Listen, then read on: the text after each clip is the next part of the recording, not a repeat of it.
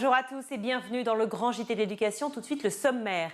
Ils sont les citoyens de demain. Alors, comment apprendre à nos enfants à le devenir dès le plus jeune âge?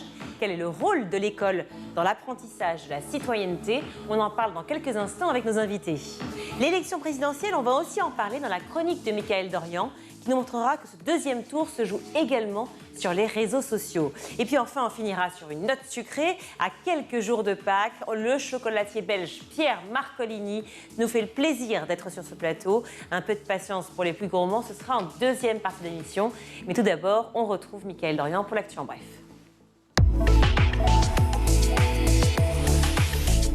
Mickaël, on commence avec cette mobilisation qui dure depuis hier à la Sorbonne, à Paris. La Sorbonne occupée et bloquée par des centaines d'étudiants et militants d'extrême gauche. Ils protestent contre les résultats du premier tour de la présidentielle. Et comme vous pouvez le voir sur ces images, ils ont pris pleinement possession des lieux. Des slogans ont été inscrits sur les murs.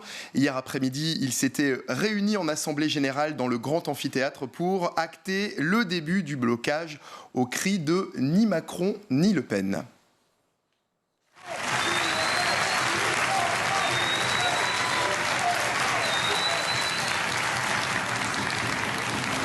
Et dans une autre fac à Nantes, un mail envoyé par la présidente de l'université à ses élèves est vivement critiqué. Karine Bernot, présidente de l'université de Nantes, a adressé un mail mercredi à ses 37 000 étudiants leur demandant de faire barrage à l'extrême droite le 24 avril prochain. Une prise de position inquiétante selon Julien Damon. Il est professeur et était tout à l'heure au micro d'RMC. On l'écoute. Il y a deux choses. Un, enseignant-chercheur, professeur, elle fait bien ce qu'elle veut, mais avec son mail privé et en n'utilisant pas ce qu'est le réseau de l'université. Deuxième chose, en tant que présidente d'université, elle a une autre fonction que la seule fonction d'enseignant-chercheur. Elle a une fonction de haute responsabilité, d'ailleurs, de service public, et en l'espèce, elle devrait observer un fort droit de réserve. Je précise tout de même que ce genre d'affaires, ça doit bien faire une dizaine d'années qu'on y a droit, et dans une sorte de kermesse à laquelle on a droit anti-extrême droite, pouf, vous avez des enseignants gauchistes qui se prennent comme ça Vous pouvez être anti-extrême droite sans être gauchiste, hein. Oula. Mais là, en l'espèce, les enseignants prof comme ça, peut-être, je ne la connais pas. C'est certain, on peut être républicain. Non, on peut l'être, je fais le cas d'espèce. Le cas d'espèce, c'est quand même, il faut vraiment avoir le cerveau de traviole pour se dire, je suis président d'université et je vais dire à toutes mes ouailles, surtout peut-être en m'étant appuyé au tout départ sur ceux que je connais, pour leur dire, allez, on y va, et attention les enfants, ne votez pas Madame Le Pen, c'est méchant, etc. Dans l'actualité également, une pause plus longue le midi pour les élèves de Quimper. Oui, la question se pose à Quimper d'un possible allongement de la pause de midi pour les élèves scolarisés en école publique. Actuellement, elle est de 1h35. Il s'agirait de la rallonger de 15 minutes, soit 1h50 au total. Les parents sont invités à donner leur avis en ligne. Ils ont jusqu'au 24 avril. Mickaël, pour terminer, on a retrouvé une copie de lycée d'Emmanuel Macron. Oui, une copie du prestigieux concours général des lycées de 1994 qui vise à récompenser chaque année les meilleurs élèves des classes de première et de terminale. Cette année-là, Emmanuel Macron, alors en première, a décroché la 7e place. Le sujet était « Lire, certes, mais pourquoi relire ?» Dans sa copie, le futur président cite Emma Bovary, Madame Bovary, qui est aussi le livre préféré de Brigitte Macron. Merci Mickaël. Alors comment apprend-on à devenir citoyen? Quel est le rôle de l'école? C'est notre question du jour, on en parle tout de suite. Alors justement, comment apprend-on à devenir citoyen? Pour en parler, je suis ravie d'accueillir Andrée Sfer. Bonjour. Vous êtes présidente de l'association Éveil qui permet d'éduquer les jeunes à la citoyenneté. Et j'accueille également par Skype Sylvie Bossier. Bonjour. Bonjour. Ravie de vous avoir aussi. Vous êtes autrice jeunesse et vous avez écrit de nombreux ouvrages pour les enfants et notamment un livre justement dédié à la citoyenneté, enfin dédié aux élections. Élections qui sont en ce moment, tout le monde le sait. Donc évidemment, la citoyenneté, c'est vraiment quelque chose à laquelle il faut éduquer. Ça ne s'apprend pas, c'est pas commis d'office. N'est-ce pas André? Non, pas du tout. Ça appartient déjà aux parents d'éduquer. C'est sur eux que repose la première éducation à la citoyenneté. Et c'est probablement là qu'ils vont chercher les livres de notre autrice pour les aider. Parce que c'est en famille que l'enfant va forger son identité sociale et culturelle. C'est là qu'il va recevoir ses premières leçons de savoir-vivre et de vivre ensemble. Donc, le savoir-vivre et citoyenneté, c'est à peu près la même chose, par exemple, pour C'est la première marche. Oui, la première période, voilà, le 0-3 ans, puisqu'on n'est pas encore à l'école. On peut être à la crèche, évidemment, ou à la garderie, mais c'est à la maison que ça se passe. Et c'est là où on apprend, finalement, les premiers mots. Tout à fait. On commence par le « s'il vous plaît » et le « bonjour ». Tout à fait. C'est ça, la citoyenneté. C'est ça, les bases. Sylvie Bossier, pour vous aussi, donc, je le disais, vous êtes autrice, effectivement, de livres pour les enfants, et notamment un livre dédié aux élections. La citoyenneté, pour vous, qu'est-ce que ça représente ? Ça représente un apprentissage indispensable, puisque moi, quand je rencontre les enfants dans les classes, souvent ils ont 9-10 ans et ils ne se rendent pas compte que 8 ans plus tard, ils vont aller voter. Quand je leur dis, mais voilà, c'est bientôt, et ça les laisse tout chose. Donc c'est très important d'en parler avec eux et de les éveiller, parce que comme disait votre invité, ça ne s'apprend pas le jour de l'anniversaire des 18 ans. Mais vous intervenez, vous disiez, dans des classes où les enfants ont 9-10 ans. Quant à vous, André Sfer, vous dites que dès le départ, finalement, dès le plus jeune âge, ça s'apprend. Quel est le moment, quel est l'âge où on peut comprendre le mot citoyen, André Sfer ? Je pense que ça va être davantage en collège. En tout cas, en collège, les jeunes vont se revendiquer comme étant des citoyens. Nous organisons chaque année un concours éveil à la citoyenneté. Et le film primé collège cette année, nous avions des jeunes filles qui se revendiquaient citoyennes et qui disaient qu'elles n'étaient pas vues comme des citoyennes, qu'elles n'étaient pas écoutées, qu'elles n'étaient pas entendues.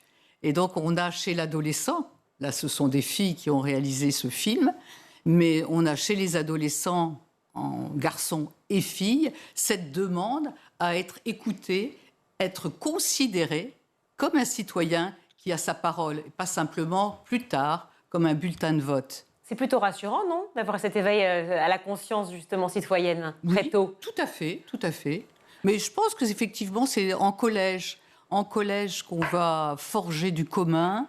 Et même si les cours d'éducation EMC dans lesquels on enseigne la citoyenneté, l'éducation morale et civique, se déroulent de l'école au lycée, c'est quand même au collège, dans ce tronc commun, qu'on va forger du commun et que le jeune va réaliser qu'il est un citoyen déjà pas complètement à part entière puisqu'il n'a pas son bulletin de vote, il n'a pas ses 18 ans, mais il veut qu'on l'écoute, il veut qu'on l'entende.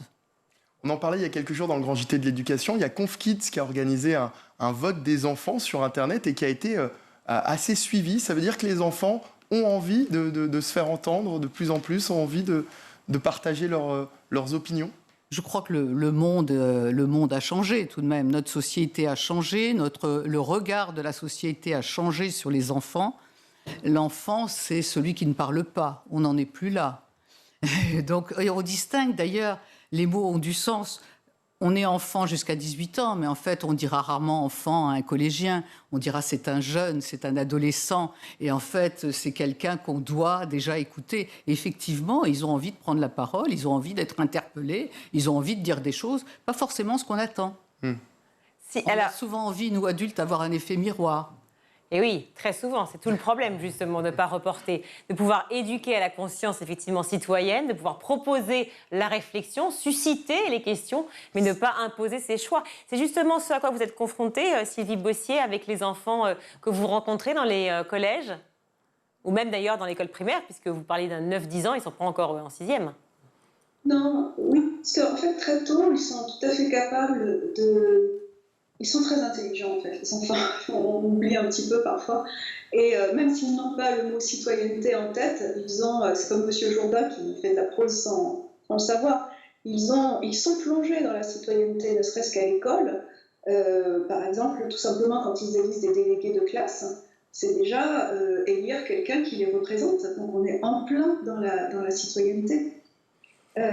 Voilà. En fait, l'idée n'est pas de leur imposer des idées, mais de les aider à réfléchir. Je pense que c'est ça qui est très important. Et alors, quelles sont les premières réactions de ces enfants, justement, lorsqu'ils vous rencontrent ? Ils sont très curieux, ils ont plein de questions à vous poser, ils se sentent investis ? Ils sont très curieux. Ils sont très, très curieux. Et les questions sont toujours différentes, et c'est ça qui est merveilleux dans les rencontres scolaires.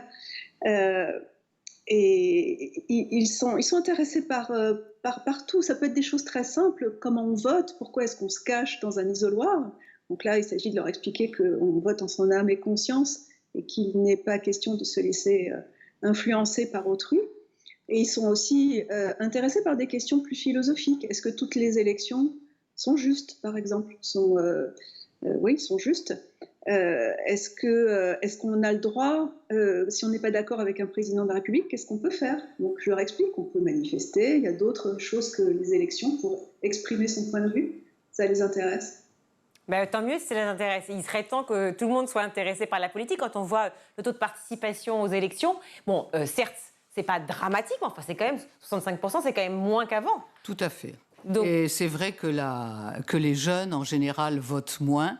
Mais ceci étant, c'est assez traditionnel. C'est pas complètement nouveau non plus que les jeunes votent moins que leurs aînés. C'est vrai que les jeunes ne sont pas installés dans un travail très tôt aujourd'hui. Et le fait d'être installés dans un travail fait qu'ils ont davantage le souci d'aller voter. Oui, mais enfin, quand on est jeune, au contraire, on a la vie devant soi. Peut-être que c'est à ce moment-là qu'on devrait imaginer sa vie de demain et justement le programme pour lequel il faut voter. Oui, mais alors justement, ils aimeraient bien l'imaginer eux. Je pense que nos politiques, en général, ne leur parlent pas beaucoup. Vous avez cette impression aussi, Sylvie Bossier, les politiques ne parlent pas aux jeunes? Des sujets qui les intéressent. Oui, je pense qu'effectivement, les politiques ne parlent pas beaucoup aux jeunes et je pense que même les adultes ne parlent pas forcément beaucoup aux jeunes. Et c'est d'autant plus important, justement, d'apporter de l'aide sous forme de livres ou de tout ce qu'on veut, en fait, pour que les parents soient plus à l'aise, les parents et tous les adultes qui entourent les enfants, soient le plus à l'aise possible pour parler avec eux de sujets qui peuvent faire peur. La politique, c'est peut-être un peu un gros mot. Et en fait, c'est quelque chose de très concret. Il y a des lois extrêmement concrètes qui parlent très très bien aux enfants. Et quand ils comprennent que ça les concerne en vrai, ça les emmène vers l'élection beaucoup plus facilement. Justement, quels sont les concepts, quels sont les thèmes abordés dans votre livre?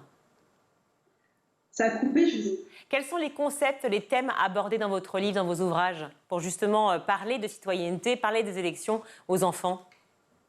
Bien, je parle à des enfants relativement jeunes. Je parle vraiment de choses concrètes.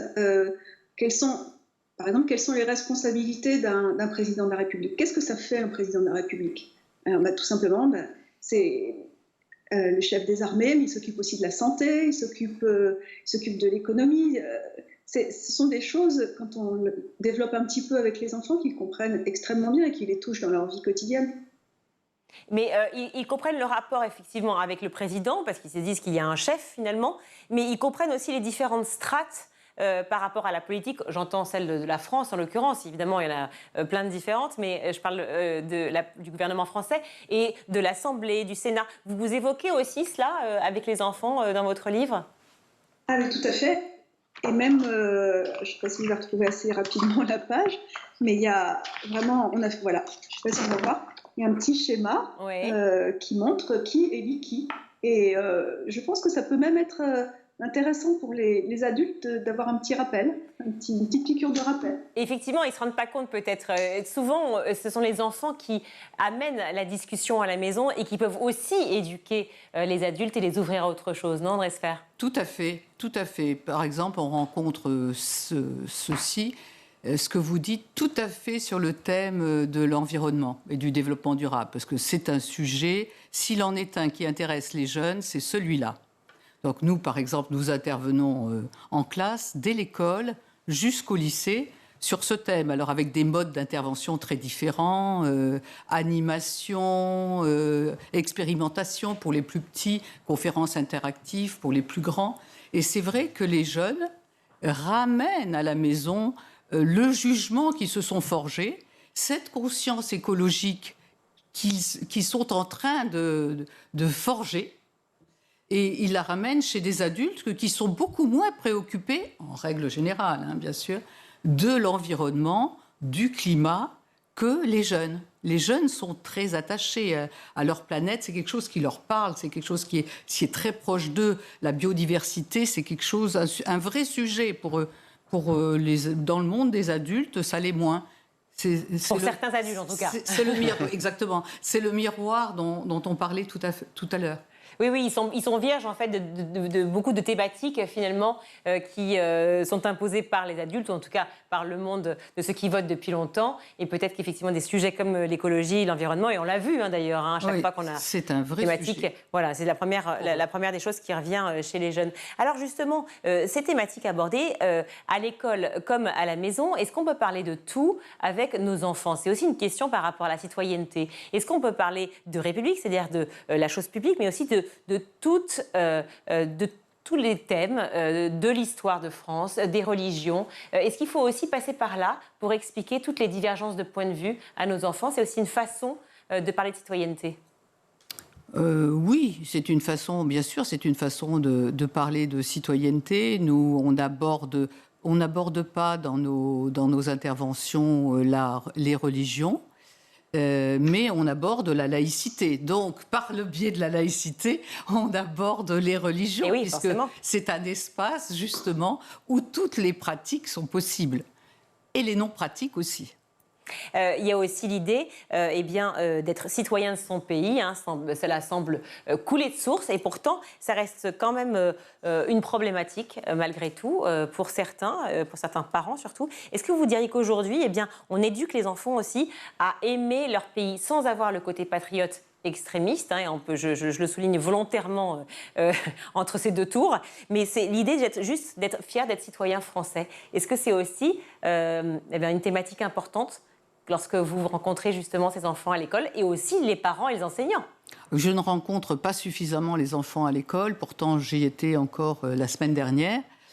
Mais par exemple, nous avions là une intervention sur les réseaux sociaux, la citoyenneté et les réseaux sociaux, beaucoup à dire.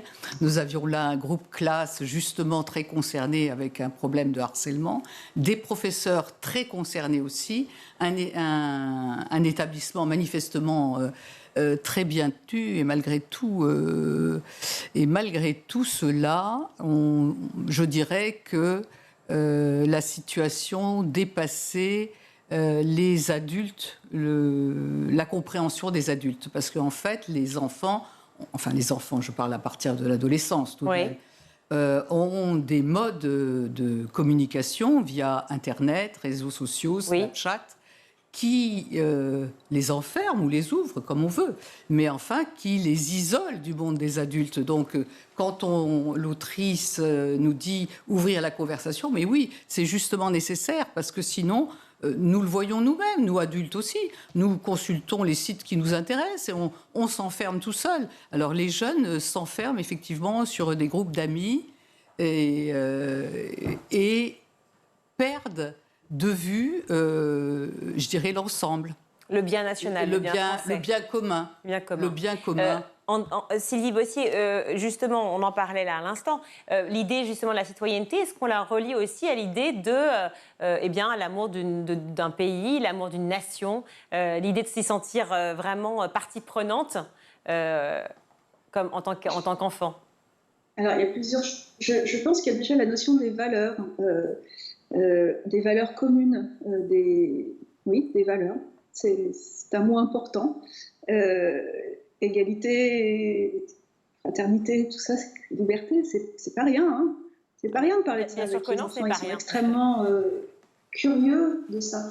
Alors, je voudrais juste ajouter une chose, c'est que moi, il me semble important de ne pas anticiper les questions des enfants. Je réponds à leurs questions, y compris sur les religions, je réponds sans tabou aucun aux questions, et j'ouvre les discussions, mais je ne vais pas chercher des questions qui n'existent pas encore pour eux. Quelles sont les questions principales qui reviennent justement? Vous parlez de ces questions-là, puisque vous réagissez plutôt que poser les questions. Quelles sont-elles? C'est extrêmement variable. C'est en fonction de ce qu'ils vivent, c'est en fonction du quartier. Comme disait Madame Sfer, dans certains quartiers, enfin, si j'ai bien compris en tout cas, ou dans certains lieux, ils se posent des questions très, très concrètes sur la vie à l'école. Et cette vie à l'école, c'est le début de la citoyenneté. Qu'est-ce qu'on respecte? Qu'est-ce qu'on ne respecte pas? Moi, je pars toujours du concret, en fait. Je pars d'eux. Alors toutes les deux, vous leur donnez les cartes pour pouvoir justement réfléchir, pour se cultiver, pour apprendre, effectivement, pour s'éveiller. Hein, et on essaie tous de le faire. Mais quel est le rôle réel des parents ?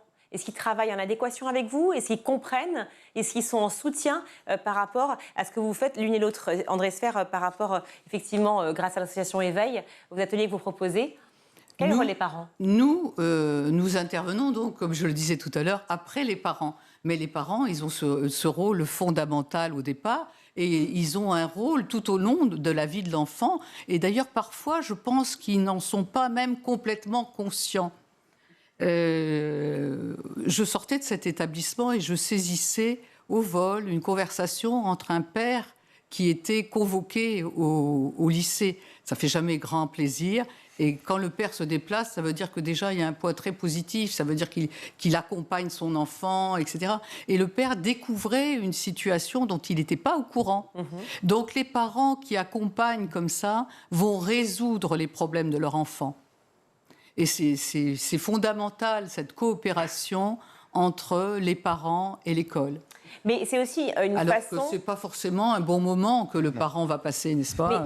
Les ateliers où on apprend justement à s'ouvrir à la citoyenneté, à avoir une conscience citoyenne, c'est aussi des moments où on se laisse, j'imagine, digresser sur toutes les possibilités, sur toutes les idées, l'idéologie politique. Est-ce que certains parents sont un peu réfractaires par rapport à ça? Non, nous sommes donc une association agréée par l'Éducation nationale, donc nous devons être complémentaires du programme et nous ne pouvons pas digresser. Alors bien sûr, on parle... Vous non, mais les enfants, oui. Oui, bien sûr. Et bien sûr, et nous sommes à l'oral et nous répondons à leurs questions, sinon ça n'a aucun intérêt d'aller les voir.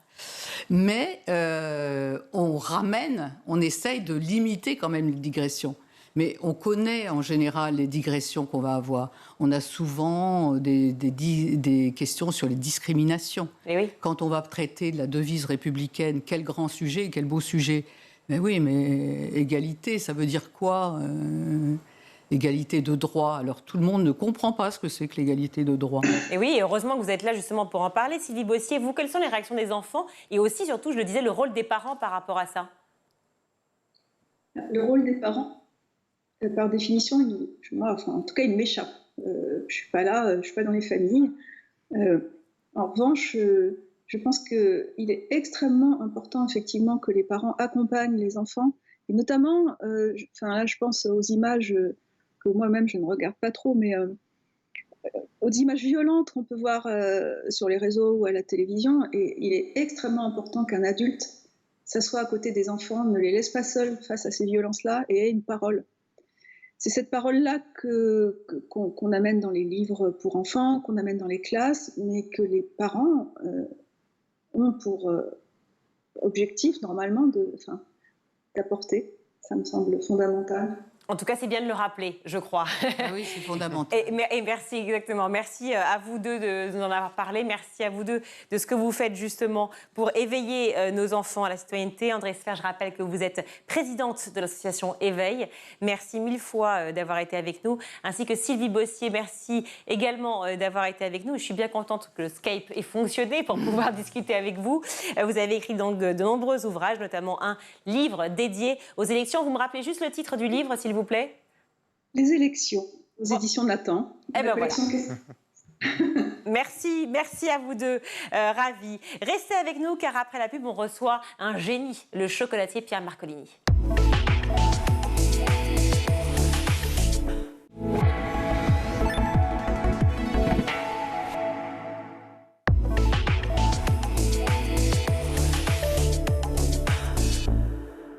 De retour sur le plateau du Grand JT de l'Éducation, mais regardez comme je suis merveilleusement entourée. Qu'est-ce que ça sent bon? C'est nous ou bien ce sont le chocolat? Franchement, je crois que c'est le chocolat. Honnêtement. À un moment donné, je me suis laissé envahir. Oui, ça y est, envahir une émotion folle. Je me suis dit, Virginie, c'est vrai que ça fait quelques temps qu'on ne s'est plus vu, mais de là à cette espèce de déclaration comme ça officielle. Mesdames et messieurs, voici Pierre Marcolini. Le génie, le chocolatier. On dit chocolatier belge parce que vous êtes d'origine belge. Avec Marcolini, on a quand même du mal. Hein. Mais si on regarde fondamentalement, d'origine italienne, mais c'est vrai que voilà, l'atelier se trouve en Belgique. J'ai appris en France. Alors je dirais plutôt que je suis international. Un chocolatier plutôt européen. J'aime bien le côté européen parce qu'on ne se rend pas compte, mais il y a une vraie culture du chocolat à travers l'Europe, qu'elle soit du côté de l'Autriche, qu'elle soit du côté de la Suisse, évidemment la France. L'Espagne n'est pas en reste, la Belgique bien sûr. Donc l'Espagne au XVIIe siècle était quand même une grande nation du chocolat. C'est là que ça a un peu commencé. Hein. On a d'abord le 15e, alors puisqu'on est dans une émission éducative, on a au 15e siècle un personnage incroyable qui s'appelle Montezuma et qui se trouve du côté des Incas et des Aztèques. Et puis on envoie un conquistador. Le mot conquistador, on veut bien dire ce que ça veut dire, c'est-à-dire à la recherche de l'or, et qui s'appelle Cortés. Donc le type arrive au 15e siècle, il reçoit des fèves de cacao. Alors évidemment, quand on vous envoie pour aller chercher de l'or et que vous revenez avec des fèves de cacao, c'est pas fondamentalement tapis rouge, hein, ça c'est clair. Enfin moi, ce serait pas déceptif pour moi. Aussi, merci Cortés. Mais la cour espagnole n'a pas vu de cette autre. Voilà. Bon, et donc pendant 2 siècles, vous imaginez, on a laissé dormir un petit peu ces fèves de cacao en se demandant qu'est-ce qu'on va faire avec tout ça. Et au XVIIe, l'Église, extraordinaire l'Église, hein, parce qu'on a le carême d'un côté, mais quand même, ils ont inventé le chocolat. Je vous laisse réfléchir là-dessus. Et donc, en fait, ils ont aussi inventé la bière, etc., etc. Et donc, en fait, ce qui se passe, c'est que, revenons sur le chocolat. Ils ont mélangé, puisque au départ, quand on regarde une fève de cacao, on la mélangeait, effectivement, on l'écrasait avec une plante qui s'appelait du roku. C'était ce qu'on appelait la boisson des dieux. Et on est plutôt dans la partie salée au 15e.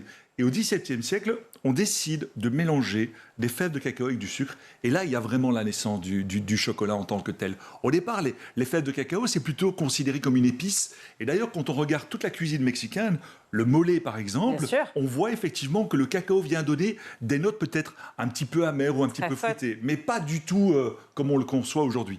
C'est pas ceci. Alors oui, justement. Alors parlant de ces merveilles, on va revenir évidemment sur votre parcours, mais parlons juste de ces merveilles qui sont face à nous. On est quelques jours juste avant Pâques. Enfin, Pâques est lundi.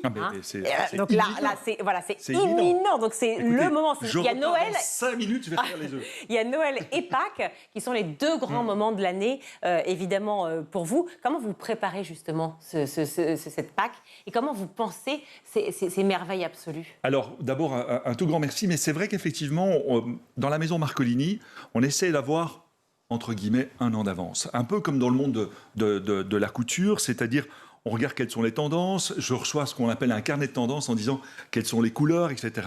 Et puis on a des initiatives ou des idées en se disant, mais tiens, comment est-ce qu'on peut travailler, de quelle façon? Pour revenir à ce personnage, quand on a présenté Pâques, ou en tout cas les intentions de Pâques pour 2022, l'équipe commerciale nous a dit, ah non, c'est pas possible, Pâques pour nous, c'est fondamentalement, il faut un personnage. On ne peut pas se baser sur simplement des œufs. Il faut une histoire, il faut une narration. Raconter quelque chose. Exactement. D'autant que ça va avec vous, hein, cher Pierre, parce que vous êtes extrêmement prolixe, vous êtes un personnage... Non, mais c'est vrai, extraordinaire. Écoutez, j'espère qu'on a une demi-heure. Oui, c'est vrai, on pourrait parler des heures. Mais, et donc... pour revenir à ce personnage, il me dit, moi, ça m'est complètement égal, le directeur commercial, il me dit, que ce soit un lapin, une poule... La Belgique, je vous fais une confidence, c'est le pays du surréalisme. Et donc on s'est dit, mais si on est des surréalistes, qu'est-ce qu'on peut faire par rapport à cela? Par rapport à l'art en général. Exactement, bien sûr, oui. À l'art en général. Et donc le pays du surréalisme, Delvaux, Magritte et j'en passe. Et donc en fait, on est parti sur l'idée en se disant, est-ce qu'on fait un lapin ou est-ce qu'on fait un poussin? Et on a fait les deux. Donc voilà, Bird Bunny. Ça donne un quoi, hein? Un Bird's Bunny. Un Bird's Bunny. Alors on y va tous. Beaucoup. Bird's Bunny. Pour ceux qui connaissent évidemment. Choisir, c'est renoncer. On a choisi de ne pas renoncer, donc on a pris les deux. On a pris les deux. Exactement. Ça vous caractérise bien. Votre passion pour le chocolat, Pierre, a démarré très tôt, je crois, à 14 ans. J'espère que vous avez vraiment une demi-heure. Je l'ai lu et on en a parlé ensemble quand on a fait une émission ensemble sur France 2. Exactement. Qui s'appelait Qui sera le prochain grand pâtissier, n'est-ce pas? Où j'ai tout appris de la pâtisserie. L'âme qui est devant vous a aussi gagné un énorme prix, hein, quand même. Hein. Meilleur pâtissier du monde. Meilleur pâtissier du monde en 95. Et puis, félicité par, entre guillemets, les journalistes, mais en 2020. Alors là, ça s'est fait d'une façon un petit peu bizarre puisque c'était en plein Covid, donc c'était des journalistes italiens, la presse italienne et en même temps des professionnels. Ça, c'est plutôt un prix autant celui de 95, enfin 95, c'était une performance par rapport à l'ensemble des nations.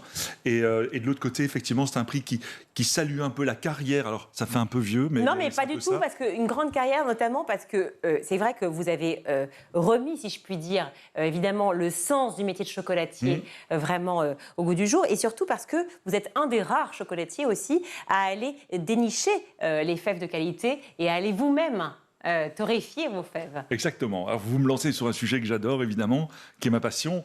Donc, c'est ce qu'on appelle le mouvement. Aujourd'hui, on entend parler de ça. C'est le mouvement Bean to Bar. Donc, de bean qui veut dire évidemment la fève de cacao, bar qui veut dire la tablette. Donc, de la fève à la tablette. Pour que les auditeurs comprennent bien, on a aujourd'hui une articulation dans le monde du chocolat. On a les planteurs de cacao, qui sont en Amérique du Sud, qui sont en Afrique. Vous étiez en Équateur il y a quelques jours. Exactement. Oui. Vous êtes bien renseigné. Mais tout à fait, je connais tout.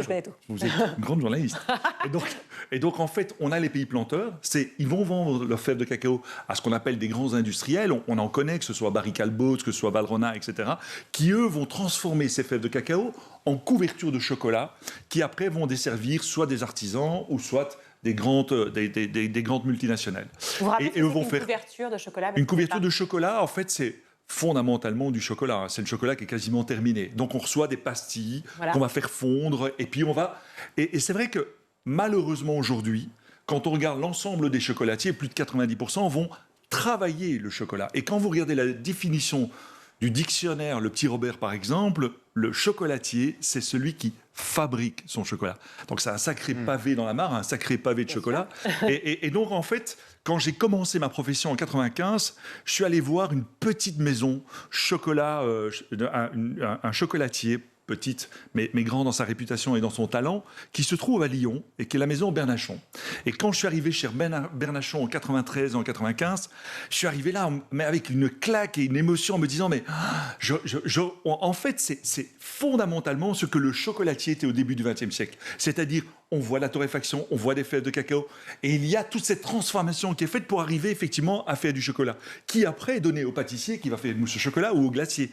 Mais on a occulté ça depuis pratiquement quelques années, et c'est vrai qu'effectivement aujourd'hui, les chocolatiers sont plus occupés à travailler pour faire des bonbons de chocolat, des ganaches ou des tablettes, avec évidemment des gens qui vont leur fournir de la couverture de chocolat. On a bypassé ça en se disant on veut revenir à l'origine du métier de chocolatier, c'est-à-dire comme vous l'avez dit, à transformer la fève de cacao en chocolat. La torréfaction, c'est comme dans le monde du café en fait. La torréfaction, quand vous torréfiez les fèves de cacao, c'est là où vous amenez une âme au chocolat. C'est là où vous amenez de la personnalité au chocolat. C'est là où vous faites un chocolat d'auteur, je pense.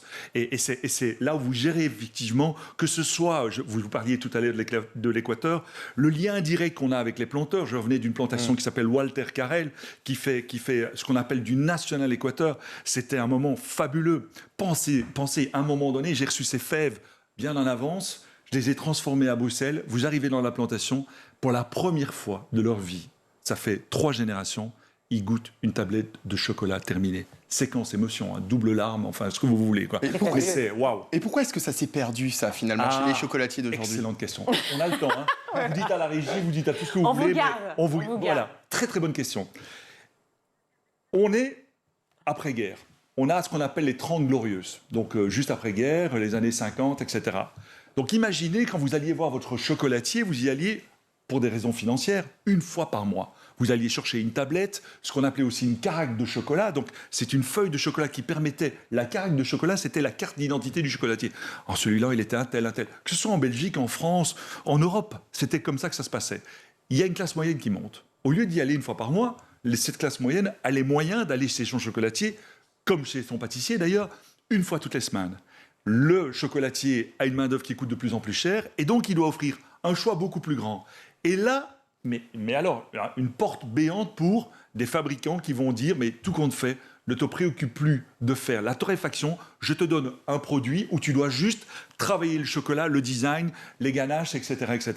30 ans plus tard, on se retourne, on a perdu notre métier. Comme on l'a perdu dans beaucoup d'autres professions, on a perdu en tout cas l'essence même de notre métier. Et donc c'est pour ça que ça me fait sourire quand on dit le bean to bar est le nouveau... entre guillemets, la nouvelle façon d'aborder le chocolat. Non, on revient vers l'essence même. Aujourd'hui, regardez dans le monde de la boulangerie, regardez dans le monde du vin, on revient vers des vins nature, regardez dans le monde de pas mal de choses, que le thé. Donc, on revient vers l'origine de notre métier. Et le talent, c'est non seulement effectivement de faire du bean to bar, c'est-à-dire de revenir à l'essence même du métier, de faire quelque chose de bon et d'esthétique, mais en plus avec une conscience écologique. Parce que vous parcourez le monde entier, mais en plus avec cette vraie notion, cette vraie conscience, c'est-à-dire à la fois dans le packaging, à la fois effectivement dans les trajets effectués. Racontez-nous ça, parce que c'est très important. Pour moi, je pense qu'on ne peut plus regarder une entreprise telle qu'on l'a regardée il y a quelques années. Je crois qu'on est tous conscients qu'aujourd'hui, on va droit au mur, on va droit dans le mur, pardon. Moi, j'ai des enfants, vous avez des enfants, etc. Donc, je pense qu'on ne peut plus concevoir en se disant, ça y est, on y va à volo. Le packaging vient de Chine, etc., etc. Même si je peux aimer nos amis chinois. Mais fondamentalement, on regarde à du local. Alors, évidemment, c'est compliqué quand on regarde les cacaoyers qui ne se trouvent pas forcément en France ou en Belgique, mais plutôt un peu plus tard, un peu plus loin, pardon. Et donc, ce qu'on a, c'est première chose, on a mis sur l'atelier panneaux solaires, on a 1000 mètres carrés de panneaux solaires, donc on est en circuit fermé. L'eau est utilisée par les machines, pareil aussi. Au niveau des emballages, on fait du local, ils sont produits en Hollande. Donc ici, on va sortir un tout petit peu, mais je sors un peu du cadre, une crème glacée, on a travaillé avec des produits locaux, etc. Donc, on est vraiment dans cette démarche-là. Aussi, en termes de rémunération au niveau du planteur, puisque le planteur, aujourd'hui, le cours de cacao, c'est 2500 $ pour faire bref, 2500 $ sur la tonne de cacao. Le planteur, avec tous les intermédiaires, il en reçoit 1500 $. Toutes les études montrent qu'il faut, pour pouvoir vivre du cacao, 3500 $. Et c'est là où, quand vous avez entendu, il y a des cris d'alarme qui vous disent « Ah, mais 2030, il n'y aura plus de cacao ». Bien sûr. Pourquoi ? Parce que les jeunes n'ont plus envie de travailler dans des conditions comme celle-là. Ils abandonnent, et je l'ai encore vu du côté de l'Équateur, en disant « Stop », on était du côté de Guayaquil, on sent très très bien que les jeunes, par rapport à ça, par rapport à leurs parents, la récolte des fèves de cacao, c'est un travail harassant, difficile, qui est fait à la main. Et si vous ne payez pas au minimum 3500 $, on ne sait pas vivre de cela.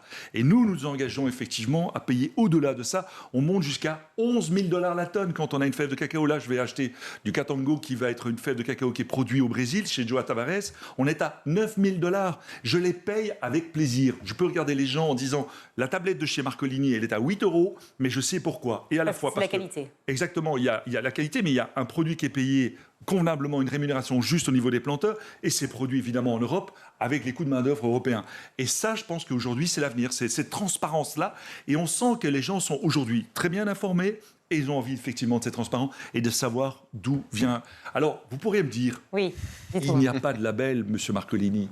Alors, j'ai envie de dire, vous savez, quand vous allez chez un restaurateur qui fait un produit magnifique, dont vous savez très bien qu'il travaille avec l'agriculteur d'à côté, soulevez l'assiette, il n'y a pas de label non plus. Je pense qu'à un moment donné, quand on met son nom, il y a la responsabilité. Quand on est une marque Intuité personnelle, bien je sûr. pense qu'à ce moment-là... Vous avez bien fait de mettre le vôtre, en tout cas, ça fonctionne. Juste des tout petits mots de la fin, Pierre, parce que là, on a deux merveilles. Oui, bah oui, ça passe très très vite. Vous avez vu que ça se passe vite, mais c'est vous qui voulez partir. Mais vous aviez 5 pages. Mais bien sûr, mais on vous garde, mais restez avec moi. Pas posé une question, vous n'auriez jamais dû dire ça, vous restez avec moi, vous ne partirez jamais. Alors Pierre, commençons déjà par le Birds Bunny. Racontez-moi, si j'offre le Birds Bunny à ma maman, par exemple, lundi, qu'est-ce qu'elle va découvrir, qu'est-ce qu'elle va pouvoir savourer? Alors, en général... Quand on offre le Birds Bunny, vous savez, c'est un petit peu arrosé, champagne, etc., etc. Donc on arrive vite dans un état d'ébriété, on peut le casser, ça ressemble plus à rien. Et donc on a fait des tiroirs. Ah parfait, c'est pour moi ça. D'abord les tiroirs, on partage. Virginie, on partage. D'accord. Voilà. Moi, je ne sais pas si je partage, Marc. Qu'est-ce qu'il y a dans les tiroirs? Dans les tiroirs, attendez, je retire évidemment la feuille explicative. Il y a un petit coussinet pour les protéger. Et là, on retrouve effectivement un ensemble de chocolat. Et on peut partager. La deuxième chose, donc ce sont ce qu'on appelle des créatifs eggs. On a fait ça à base de que ce soit des graines de tournesol, que ce soit du sésame noir, que ce soit du sésame blond. On a travaillé avec du kinako. Kinako, c'est de la poudre de soja japonaise, du riz grillé. Et alors, quelle merveille. Je pense que c'est celui-là. Non, je me suis trompé, pardon, mes excuses. Je m'occupe à tout à fait. Si la caméra peut me faire un gros plan là-dessus. Ah oui, alors regardez. regardez. Mes gros doigts, s'il vous plaît, mais sur la tranche. on voit, il y a une note de nougatine. Et donc là, vous avez une texture, mais je vous en prie, Virginie. Vous avez la nougatine qui vient croustillant. Et ceci, c'est pas simplement un œuf. Donc, il faut savoir que le nid, là, en question, c'est du chocolat. Donc, on prend une plaque froide, on vient faire des filaments de chocolat qui viennent se figer. On a exactement 30 secondes. On vient encercler cet œuf feuilleté à l'intérieur. Donc, c'est une feuille de chocolat, une feuille de praliné, une feuille de chocolat et quelques merveilles à l'intérieur. Merveille. Vous disiez tout à l'heure en les regardant, Michael. Ça ressemble à des calissons. Oui, mais on est peut-être un petit peu inspiré. Ce que j'aime bien, c'est qu'on voit les strates. J'aime bien parce que ça donne de la gourmandise. Ouais. Et ça amène un autre regard sur l'œuf qu'on connaît, qui est en 3D, etc. On a fait des œufs tradition, on a fait les créatifs eggs, ceux-là. Et c'est vrai que les deux ont du succès. Donc, Et celui-ci, si je le casse? Eh bien, vous allez avoir une fine couche de chocolat. Chocolat, c'est un mélange de Cuba, de la région de Badajoa, Trinitario. Ça veut dire qu'il est amer? Amer, 70% tenu par un homme merveilleux qui s'appelle Urbano, et avec de l'autre côté mélangé avec un Sao Tomé. Donc d'un côté on a un Trinitario, de l'autre côté on a un Forastero. Sao Tomé, petite île qui est juste avant le continent africain. On dit toujours que Sao Tomé a été touché par la grâce du cacao avant l'Afrique, et qui est une ancienne colonie portugaise. Et donc à Sao Tomé, c'est un projet villageois, 600 planteurs qui se sont réunis pour faire ce qu'on appelle un travail post-récolte. Donc mélange des deux au niveau du chocolat noir. À l'intérieur, un praliné de noisettes, les noisettes du Piémont, un IGPG. Donc, et puis alors, on a plein de croustillants, de la nougatine qui vient parsemer le tout. Que de la gourmandise. Non, mais quel rêve absolu. Le deuxième terroir, c'est la même chose? Non, c'est des animaux caramels. Des animaux caramels? Oui, des animaux caramels. C'est pour les kikis. C'est pour les kikis. C'est quoi? J'adore. J'ouvre tout. Ouvrez tout. On ouvre tout. Déshabillez-nous, Pierre Barcolini. Voilà, regardez. Oh là là, regardez. Oh là là, mais quelle merveille. Montrez-moi ces petits animaux. Je peux? Mais bien sûr. Alors, je prends chocolat noir? Donc, chocolat noir, regardez. Soit fourré avec un caramel beurre salé. Petit lapin. Petit lapin. Plat, mouffe, petit lapin, vous connaissez, hein? Non, mais c'est pour après. Et alors, vous avez le lapin. On perd tout le monde. Coupez. On arrête tout. C'est affreux, ma réputation me précède. Ah non, c'est évident. J'aime bien, mais c'est évident. Juste pour non, vous tu ne dis plus rien. Virginie, je vous préviens. Mais oui, mais je sais, mais je voudrais les manger. 40 degrés si je les mange, je ne peux plus parler. Comment fait-on? Mais écoutez, parce que Birds Bunny est en train de fondre là. Non, mais je sais que vous avez un train à prendre. Je suis désolé. Merci de tout cœur, Pierre, d'avoir été avec nous. Je vais me régaler dans moins de 30 secondes lorsque je vais pouvoir terminer cette interview. Mais je voulais vous remercier d'avoir été non seulement de nous avoir apporté ces merveilles absolues, de nous régaler comme vous le faites. Et puis merci beaucoup pour tout ce que vous faites pour adorable. Merci de votre invitation. Le chocolat et je reviens en France. Quand vous le désirez. Merci Pierre Barcolini qui est sur le plateau du Grand JT de l'Éducation. Merci. Alors c'est la chronique de Michael. Préparez-vous, Michael. Vous n'aurez pas le droit de chocolat pendant la chronique. Hein. Non, pas de chocolat avant la chronique. Après. Non. Bon, si c'est bien. Si la chronique est bien, je verrai. Michael, je vais être dur, attention. C'est la chronique.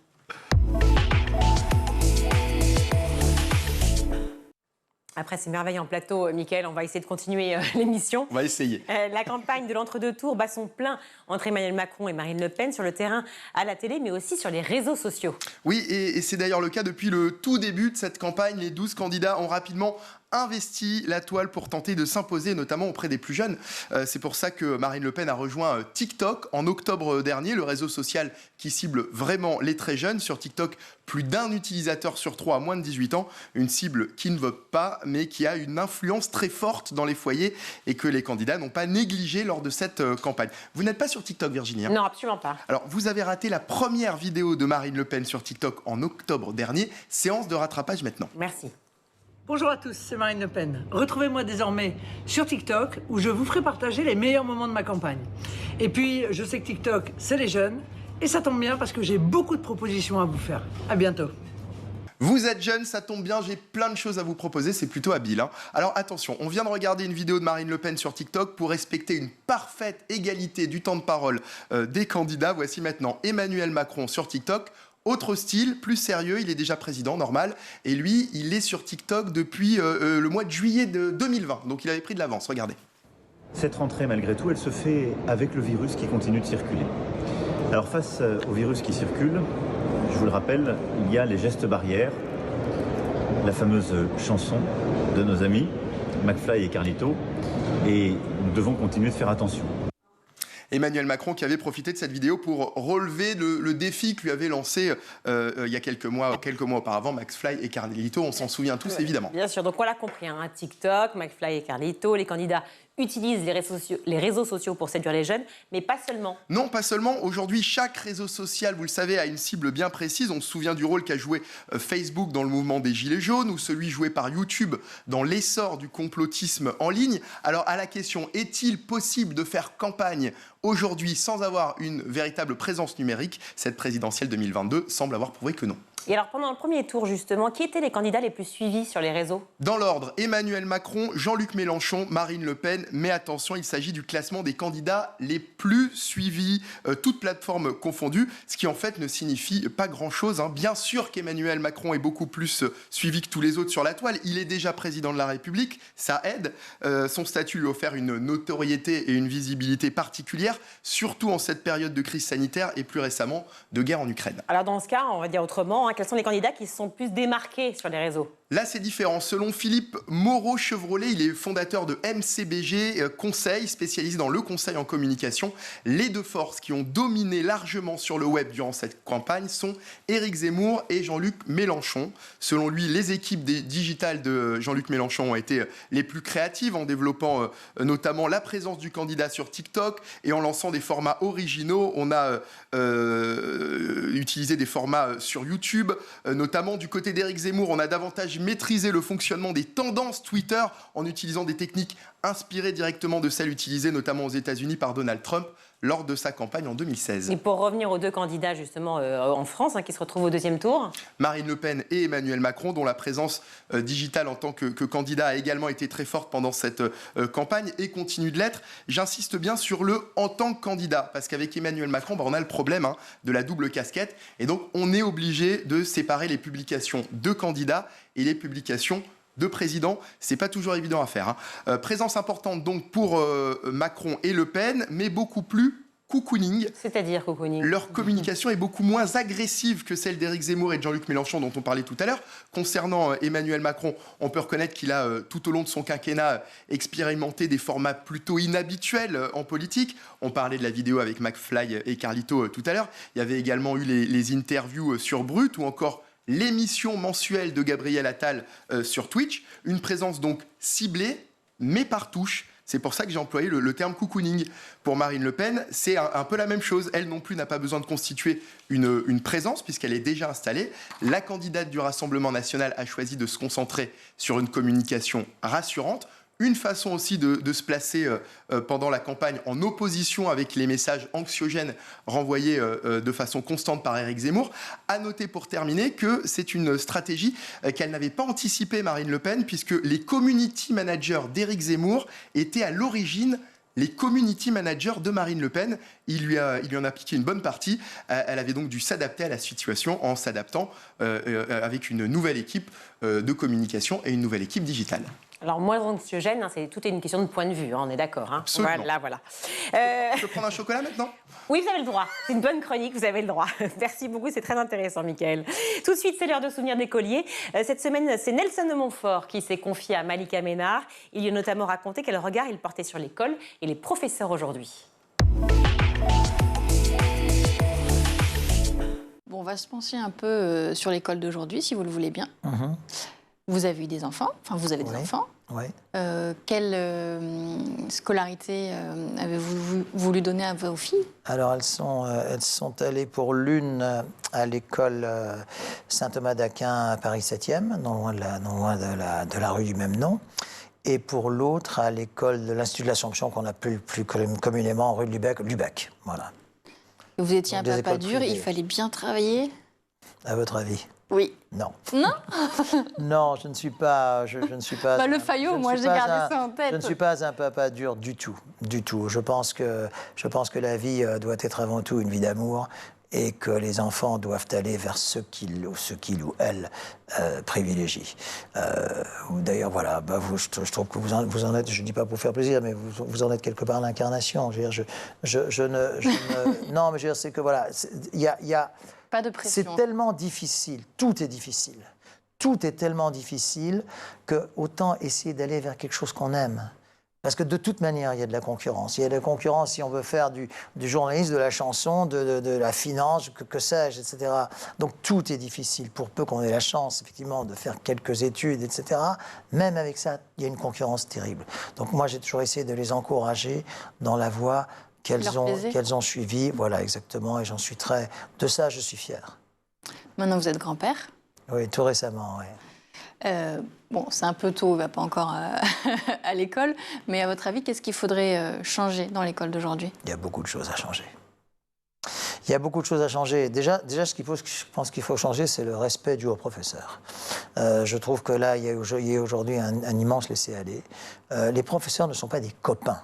Il y a quand même un respect dû à quelqu'un qui a le savoir. Alors, est-ce que tous les professeurs sont exemplaires? Probablement pas. Mais je pense que le respect dû aux professeurs doit absolument changer. Et qui dit respect dû aux professeurs dit également leur rémunération. Aujourd'hui, oui, les rémunérations des professeurs sont scandaleusement basses, compte tenu en plus de tout ce qu'ils font. Parce qu'il y a des professeurs, des enseignants qui prennent vraiment à cœur leur métier et qui vont bien au-delà en organisant des soirées théâtrales, des rencontres littéraires, que sais-je, etc. Donc je trouve que là, il y a un vrai travail.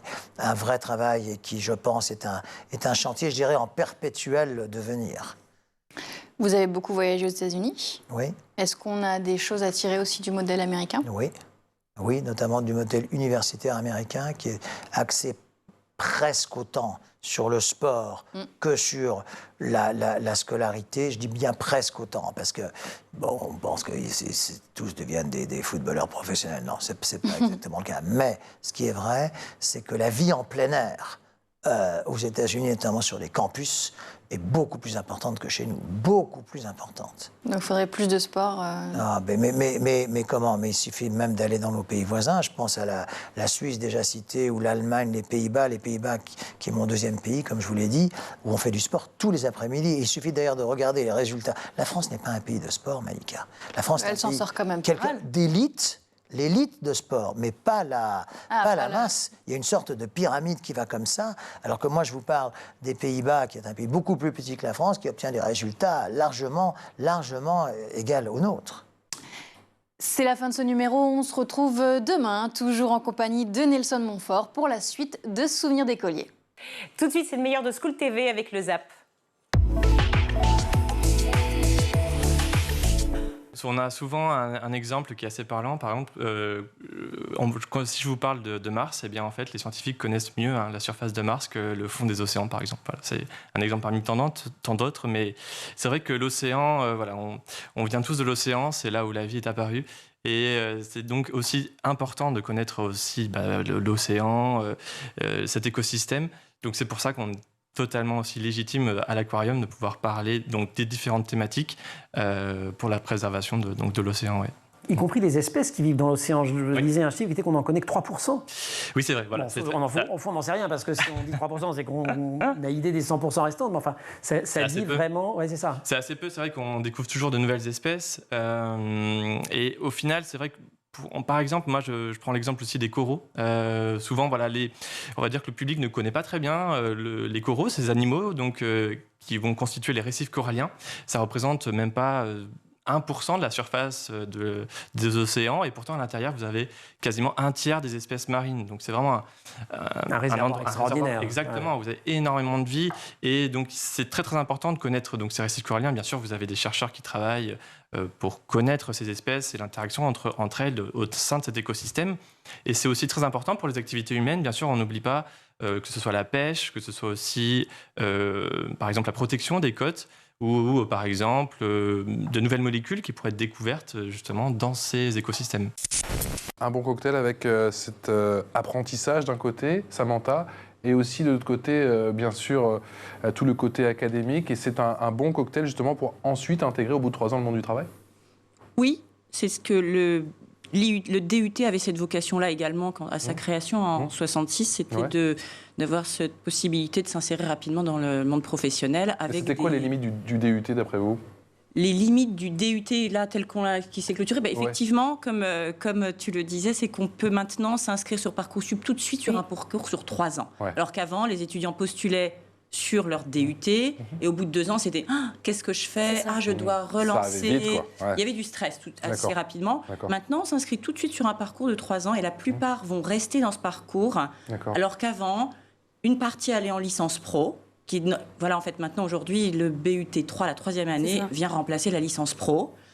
Et d'autres étudiants partaient pouvaient réintégrer une licence 3 en université, faisaient d'autres parcours. Là, aujourd'hui, on a un parcours clair et ça c'est bien, je pense, pour vous. Comme ça, surtout, c'est plus lisible pour toi, C'est ça, c'est plus lisible. On stresse moins parce que déjà, en 2e année, mes camarades qui sont en 2e année, ils sont en stress pour leur stage qui commenceront la semaine prochaine. Et en plus de ça, directement après la fin de leur stage, ils te feront chercher une licence en 3e année et ça sera un stress, mais je ne voudrais même pas imaginer le stress qu'ils ont en fait. Et je me dis que c'est...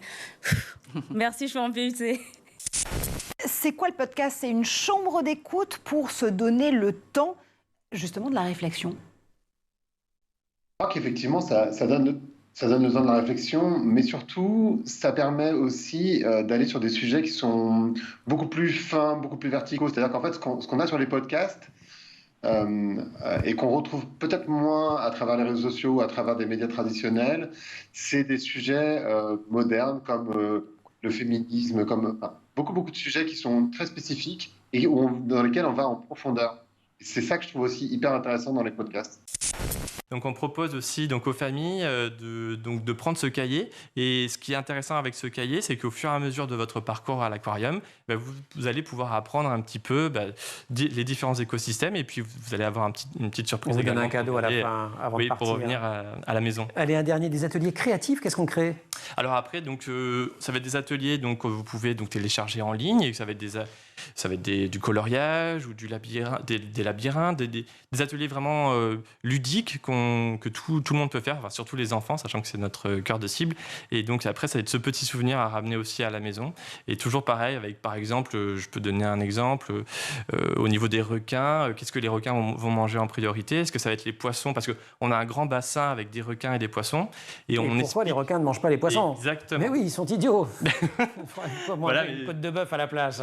Exactement. Ils mangent quoi les requins ? Alors, on leur donne à manger, on leur donne des morceaux de poisson, des petits bouts de poisson. Mais pas ceux-là. Pas ceux-là. Et donc, voilà, on leur explique justement que les requins, c'est pas non plus des grands mangeurs assoiffés de sang qu'on pourrait voir parfois dans certains films. Ni les mangeurs d'hommes. Non plus, vous également. Avez vu faire des citations en disant « laissez tranquille les requins ». Oui, tout à fait, c'est ça. On sait qu'on est sur vraiment une déconstruction d'image par rapport aux requins qu'on a tous dans notre inconscient.